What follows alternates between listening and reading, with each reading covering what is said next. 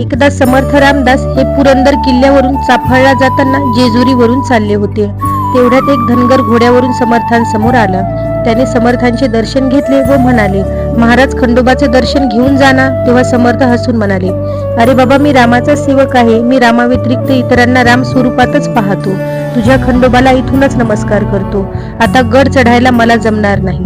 त्यावर तो धनगर म्हणाला, अहो महाराज, तुमच्या प्रेमाने प्रत्येक वेळी शिवलिंग स्थापून शिवाची मनोभावे पूजा केली व रामाच्या दैवताला तुम्ही दर्शन घेणार नाही म्हणता, हे जरा अचंबित करणारे आहे. हे त्या धनगराच्या मुखातील शब्द ऐकून समर्थ चमकले. मनात विचार केला, ही माझ्या रामाची आज्ञा दिसत आहे. हे पाहून नाईलाजाने धनगराच्या घोड्यावर बसून वर जेजुरी गडावर आले. त्यावर धनगर म्हणाला, महाराज तुम्ही दर्शन घ्या, मी घोडं बांधून येतो.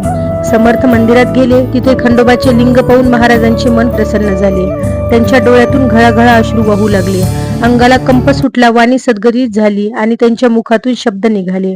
पंचानन हैवाहन सुरभूषित निळा, खंड मंडित तंडित दानव अवलीला, मणिमळ मर्दुनिया धुसर पिवळा, हिरे कंकण बाशिंगे सुमनांच्या माळा. जय देव जय शिव मल्हारी, वारी दुर्जन वारी निंदक पहारी, जय देव जय देव. पुढे म्हणतात, रघुवर नामस्मरणाने हृदय शंकर निवाला, तो हा मंदर अंकित अवतार झाला. या लागी आवडी भावे वर्णिला, रामी रामदासा जिवलग भेटला.